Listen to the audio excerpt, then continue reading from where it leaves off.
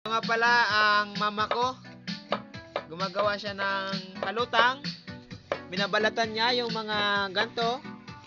Yan. Ito naman si Papa, gumagawa ng sibat.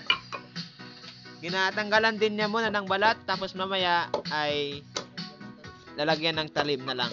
Ito mamaya, tapos na balatan, binabagay muna kung pinapatuno pala para maging maayos ang tunog. Kapag hindi maayos, ano? Pag hindi Pinapatuno mo.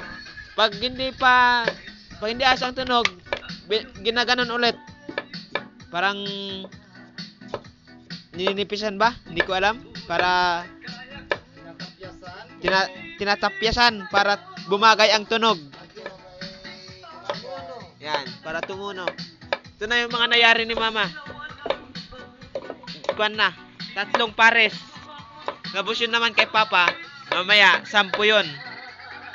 Yun ang sibat. Gagawin na sibat mamaya. Bayo. Ito yung ginagawang ano guys, kalutang ay yung mga puno lang ng bayog at balante. Kasi yun ang ano, magandang gawing kalutang. Kasi pag yung iba ay baka hindi masyadong mabagay ang tunog. So, ayun lang.